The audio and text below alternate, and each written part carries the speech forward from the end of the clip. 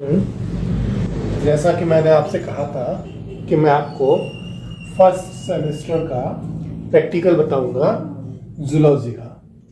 तो जूलॉजी का जो फर्स्ट सेमेस्टर है हम लोगों का बीएससी के फर्स्ट सेमेस्टर में प्रैक्टिकल में हमको क्या क्या करना है उसके बारे में आज आपको डिस्कस करके बताता हूँ। देखो, जो प्रैक्टिकल है हमारा वो 3 यूनिट में डिवाइड है।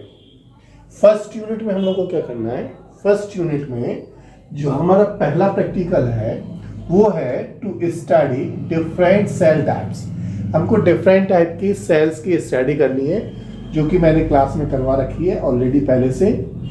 दूसरा जो प्रैक्टिकल था हमारा वो है to study different stages of mitosis.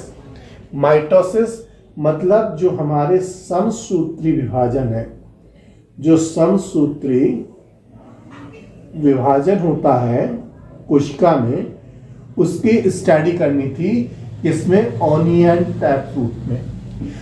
तो ये भी मैंने कराया था। हम लोगों ने प्याज लिया था, ऑनियन लिया था, उसको उसके रूट्स को ग्रो कराया था और उसके बाद उसका डिसेक्ट करके हम लोगों ने इसमें माइटोसिस स्टेजेस देखी थी। इसके बाद जो तीसरा प्रैक्टिकल था हमारा ये भी हो चुका है। इसमें हमको मियोसिस की स्टडी करनी थी, मतलब कि अर्धसूत्री विभाजन की। अर्धसूत्री विभाजन ये किस प्रकार से होता है किसी सेल के अंदर, इसकी स्टडी भी मैंने कराई थी। ग्रासहोपर के टेस्टिस को लिया था और ग्रासहोपर के टेस्टिस के अंदर की जो सेल थी उनको डिसेक्ट करके देखा था और डिसेक्ट करने के बाद हमको दिखाई दिया था उसमें कि किस प्रकार से उसमें मियोसिस का डिवीजन हो रहा था। आप लोगों ने देखा था ना, इस तरह से स्पर्म का फॉर्मेशन होते हुए, इस तरह से जो टेस्टिस था उसमें कुछ दिख रहा था। इसकी जो आपको ये वाला डायग्राम नहीं बनाना है, आपको इसमें मियोसिस की जो स्टडी है उसके डायग्राम बनाने हैं, मियोसिस की स्टेजेस बतानी है। जो टेस्टिस में हमको स्टेजेस, इसके अंदर हमने स्टेजेस देखी थी अलग अलग, प्रोफेज, मेटाफेज, प्रोफेज बन देखी थी, फिर मेटाफेज बन देखी थी, है ना, टीलोफेज, जो इतनी सारी स्टेजेस हमने देखी थी।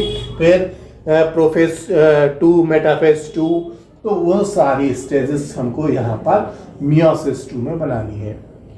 तीसरा जो चौथा प्रैक्टिकल जो है हमारा वो है हमारा molecular model of nucleotides, amino acids, dipeptide using bond and stick method. ये मैंने आप लोगों को बताया था कि जो डीएनए है हमारा, डीएनए किस प्रकार के न्यूक्लियोटाइड्स से मिलके बना है। मैंने बताया था ना कि जो हमारा प्यूरिन और पिरामिडीन है, जिसमें एडेनिन और थाइमिन और साइटोसिन और ग्वानिन जो है नाइट्रोजेनिक बेस, इनसे किस प्रकार से मिलके बना हुआ है। तो हमको यहाँ पर उसकी जो मॉडलिंग स्टडी थी वो मॉडल बनाना था हमको, और वो स्टिक मेथड के थ्रू हमको समझना था। तो मैंने बताया था कि किस प्रकार से ये जो है, ये 2 स्टैंड जो होते हैं जिसमें कि यहाँ पर फॉस्फोरस होता है और शुगर होता है, और यहाँ पर जो है ये नाइट्रोजेनिक बेस जो होते हैं वो अटैच होते हैं, मतलब एडेनिन और थाइमिन यहाँ अटैच होते हैं। यहाँ पर पेंटोज शुगर होता है, फिर फॉस्फोरस होता है, फिर शुगर होता है, फिर फॉस्फोरस होता है, और यहाँ पर ऐसे ही फॉस्फोरस और शुगर की ये स्टैंड बने होते हैं, और इनके बीच में जो है वो नाइट्रोजेनिक बेस जो है वो अटैच होते हैं। तो चौथा प्रैक्टिकल हम लोगों को इसका बनाना है, इसका करना है, मॉलिक्यूलर मॉडल बनाना है। इसके बाद जो हम लोगों का 5वां प्रैक्टिकल है वो है check the permeability of cell using a salt solution. इसको भी मैंने बताया था कि किसी भी सेल की जो परमेबिलिटीज है वो हम कैसे डिफरेंट कंसंट्रेशन पर चेक करते हैं। मैंने आपको एक बड़ा एग्जांपल दिया था सिंपल सा, कि हम किसी भी वाटर सॉल्यूशन के अंदर अगर किशमिश को रखेंगे, किशमिश के दाने को रखेंगे, तो किस प्रकार से उसमें वाटर मॉलिक्यूल्स अंदर चला जाता है। और अगर हम ऐसे सॉल्यूशन को रखें जिसमें कि बाहर ज़्यादा साल्ट हो तो वाटर मॉलिक्यूल्स जो होते हैं वो बाहर आ जाते हैं। तो हमको परमेबिलिटी चेक करनी है, जो परमेबिलिटी है किसी भी सेल की वो चेक करनी है। इसकी मैंने एक मेम्ब्रेन परमेबिलिटी का भी एक एक्सपेरिमेंट कराया था आप लोगों को, जिसमें कि हमने कराया था किसका, एग की जो मेम्ब्रेन थी, एग सेल की मेम्ब्रेन की परमेबिलिटी चेक की थी। इसी प्रकार से हम लोग किशमिश की भी परमेबिलिटी चेक कर सकते हैं। हम लोग किशमिश को वाटर मॉलिक्यूल्स के अंदर डालेंगे और पहले नॉर्मल वाटर लेंगे, फिर उसमें साल्ट को बढ़ाते जाएंगे। जब एक्सेस अमाउंट ऑफ साल्ट हो जाएगा तो क्या क्या इफेक्ट पड़ता है, ये हमको फर्स्ट यूनिट के प्रैक्टिकल में देखना है। तो इतने जो प्रैक्टिकल करने हैं हमको, 5 प्रैक्टिकल जो है ये फर्स्ट यूनिट में हमको करने हैं। और ये यहां तक आप लोगों की फाइल जो है वो कंप्लीट होनी चाहिए। सेकेंड यूनिट और थर्ड यूनिट में हम लोग को क्या क्या पढ़ना है उसके बारे में हम डिस्कस करते हैं। क्या करना है, यूनिट 2 जो है हम लोग का प्रैक्टिकल का, इसमें हम लोगों को जो एक्सपेरिमेंट है वो पहला है study of different mammalian blood cells types. जो मैमेलियन की ब्लड सेल्स है डिफरेंट टाइप्स की मतलब कि जो हमारी WBC है और RBC है, इनकी स्टडी करना है। इसमें इनके डायग्राम बनाने हैं और इनका जो स्टैनिंग प्रोसेस है उस स्टैनिंग प्रोसेस के थ्रू हमको इनको आइडेंटिफाई करना है, RBC को और WBC को। तो 6 एक्सपेरिमेंट में हम लोग ये करेंगे, मैमल्स की ब्लड सेल्स की स्लाइड्स बनाएंगे। 7th जो है वो है हमारा determination of ABO blood group. जो डिफरेंट टाइप के ब्लड ग्रुप होते हैं ह्यूमन में, AB और O, तो ये डिटर्मिनेशन करना है हमको। इसके लिए एंटीजन किट होगी, एंटीजन किट के द्वारा हम लोग आइडेंटिफाई करेंगे। यहाँ पर इस प्रकार से स्लाइड्स पर हम लोग 3 ड्रॉप्स लेंगे, एंटीजन किट्स के द्वारा हम लोग आइडेंटिफाई करेंगे कि किसका ब्लड ग्रुप जो है वो A है या B है या AB है या O है, ठीक है। और फिर वो A पॉजिटिव है या B पॉजिटिव है या नेगेटिव है, इसको हम लोग आइडेंटिफाई करेंगे एंटीजन किट के थ्रू। ये हमारा 7th एक्सपेरिमेंट होगा। 8th एक्सपेरिमेंट जो है वो है हमारा सेल कल्चर पर लेकर। इसमें हम लोग सेल को पेट्री डिश में कल्चर करेंगे और ग्रो कराएंगे कि इन विट्रो मतलब लैब में हम लोग किस प्रकार से सेल का कल्चर कर सकते हैं। तो 8th एक्सपेरिमेंट हमारा इस पर डिपेंड होगा। नेक्स्ट जो 9th एक्सपेरिमेंट है हमारा, वो है हमारा RBC की काउंटिंग, RBC और WBC सेल की काउंटिंग किसके, हीमोसाइटोमीटर के थ्रू। हीमोसाइटोमीटर जो है ये मैंने आप लोगों को क्लास में दिखाया था। हीमोसाइटोमीटर्स पर यहाँ पर इस प्रकार से बॉक्स टाइप के होते हैं, इसमें सेल की पर्टिकुलर हम क्वांटिटी लेंगे, उसको डालेंगे और उस पर नंबर्स ऑफ सेल्स जो आई हैं उनको काउंट करेंगे।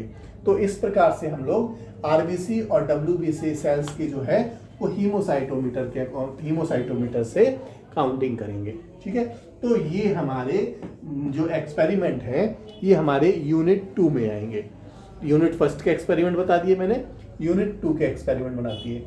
अब यूनिट 3 में हम लोग क्या एक्सपेरिमेंट करने वाले हैं उनको देखिए। हम लोग को क्या क्या प्रैक्टिकल करने हैं, देखो पहला तो जो हमको करना है इसमें एक्सपेरिमेंट जो 3rd करना है वो करना है mutant phenomena of Drosophila. Drosophila में जो म्यूटेंट फिनोमिनाज हो जाते हैं उनके बारे में स्टडी करनी है। तो ये मैं क्लास में बताऊंगा कि म्यूटेशन जो होता है वो किस प्रकार से होता है और उसकी वजह से किसी भी एक जीन में चेंजेस होने की वजह से या म्यूटेंट होने की वजह से किस प्रकार से फिजियोलॉजिकली व्यू में चेंजेस आ जाते हैं। जो हमारा 11वां एक्सपेरिमेंट होगा या यूनिट 3 का 2nd एक्सपेरिमेंट होगा वो हमारा होगा preparation of polytene chromosome. Polytene chromosomes मैंने बताया था आप लोगों को कि ये स्पेसिफिक टाइप्स ऑफ क्रोमोसोम्स होते हैं, तो इनकी हमको स्टडी करनी है। इसकी मैं स्टडी कराऊंगा, प्रैक्टिकल भी आप लोगों को कराऊंगा।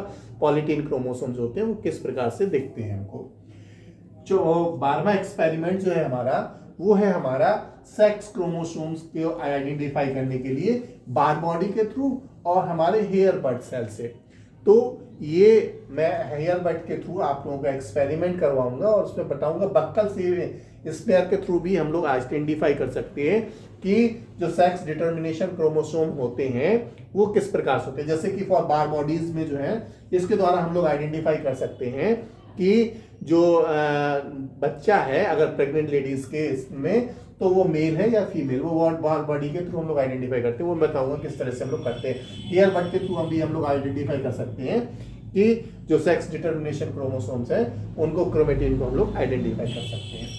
जो हमारा 13वां एक्सपेरिमेंट होगा वो होगा हमारा जो हमारे कैरियोटाइप्स हैं, जो हमारे क्रोमोसोम्स हैं उनपे अगर उनमें क्रोमोसोमल नंबर्स में अगर कुछ कम हो जाए या बढ़ जाए या ट्रांसलोकेटेड हो जाए, मतलब उसकी लोकेशन चेंज हो जाए या डिलीशन हो जाए, खत्म हो जाए कुछ, मान लो जैसे सपोजिंग कोई एक क्रोमोसोम्स है, इस पे नंबर ऑफ जीन 1 2 3 4 5 है, तो ये दिख रहा है 1 2 3 4 5, एक मिनट नहीं दिख रहा है, चलो यहाँ देखो, जैसे एक हमारा कोई एक क्रोमोसोम है, यहाँ पर क्रोमोसोम्स हैं हमारे A B C D E, तो अगर कोई एक डिलीट हो जाए, ये खत्म हो जाए, तो इसके होने की वजह से चेंजेस होंगे। किस प्रकार से चेंजेस होते हैं, या ये रिवर्सेबल हो जाए, मान लो सपोजिंग ये इस तरह से चेंजेस हो जाए, तो ये किस अगर चेंज हो जाते हैं तो किस प्रकार से ट्रांसलोकेट हो जाए या डिलीशन हो जाए, तो क्या चेंजेस आते हैं, इसकी हम लोगों को स्टडी करनी है। और सबसे लास्ट में हम लोगों को जो हमारा 14वां एक्सपेरिमेंट है वो है हमारा पैडिग्री, फैमिली पैडिग्री बनाना है। मतलब इसके थ्रू पैडिग्री जो है एक ये टेक्निक्स है जिसके थ्रू हम लोग आइडेंटिफाई कर सकते हैं कि जनरेशन में अगर कोई डिजीज है किसी में तो वो आगे किस किस में पॉसिबिलिटीज है होने की, और अगर किसी में है तो किस में हुई होगी। तो इसको भी हम लोग पैडिग्री चार्ट के थ्रू आइडेंटिफाई करते हैं डिजीज को लेके, कि अगर किसी पेरेंट्स में अगर मदर को है तो आगे आने वाली जनरेशन में किसको पॉसिबिलिटीज है, अगर फादर को है कोई ऐसी जेनेटिकली डिसऑर्डर है या जेनेटिकली डिजीज है तो वो आगे आने वाली जनरेशन में किस किस को हो सकती है, या किस किस के बीच अगर मैरिज हो तो जिनसे कि आगे जो डिजीज है उसमें कौन मेल कैरियर होगा या फीमेल होगी, कौन कैरियर होगा या कौन इन्फेक्टेड होगा, उसके बारे में हम लोग इसमें डिटेल से स्टडी करेंगे। तो हम लोगों को ये 3 यूनिट्स में सारे एक्सपेरिमेंट करने हैं। टोटल नंबर ऑफ हमारे एक्सपेरिमेंट्स होंगे वो 14 होंगे, और मैंने सिक्वेंसिंग आप लोगों को सारी बता दी है किस प्रकार से हम लोगों को प्रैक्टिकल करने हैं। तो जिन बच्चों को ये डाउट था कि बीएससी फर्स्ट सेम में जूलॉजी में हमको प्रैक्टिकल में क्या क्या करना है, मैंने सारे डाउट्स क्लियर कर दिए हैं। जूलॉजी में हमको प्रैक्टिकल इस तरह से करने हैं, सीक्वेंस भी बता दिया, और हमने बता दिया किस प्रकार से हमको यूनिट बाय यूनिट करने हैं। तो जैसे ही हम लोग की क्लास ओपन होगी तो ऑफलाइन में मैंने आप लोगों को अभी तक इतने प्रैक्टिकल, लगभग जो फर्स्ट यूनिट के प्रैक्टिकल थे वो लगभग मैंने करा दिए। सेकेंड यूनिट और थर्ड यूनिट के जो एक्सपेरिमेंट होंगे वो हम कंटिन्यू करेंगे। ठीक है, तो सभी को समझ में आ गया कि जूलॉजी में फर्स्ट सेम में हमको प्रैक्टिकल में क्या क्या करना है। ठीक है, ओके, थैंक यू।